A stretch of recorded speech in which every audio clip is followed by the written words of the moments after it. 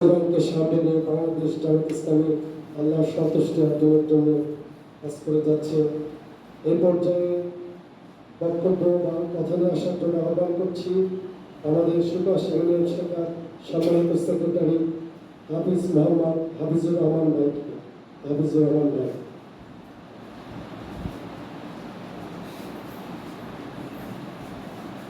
আসসালামু আলাইকুম ওয়া রাহমাতুল্লাহি ওয়া বারাকাতুহু। আলহামদুলিল্লাহিল্লাযী কাফা ওয়াসসালামুন আলা ইবাদিহি আল্লাযীনা ইসতাফা।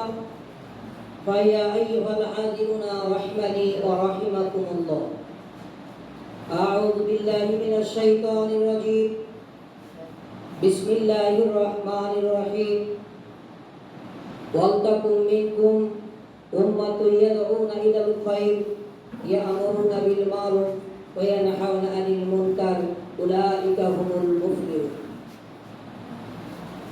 সম্মানিত উপস্থিতি, আজকের এই সেটআপ প্রোগ্রামে উপস্থিত আছেন উপজেলা শাখা, সিংড়া উপজেলা শাখা আমির, উপস্থিত আছেন সেক্রেটারি সাহেব সিংড়া উপজেলা শাখা, উপস্থিত আছেন সম্মানিত সুধী। বাংলাদেশ জামাত ইসলাম গতানুগতিক কোন দলের নাম নয়।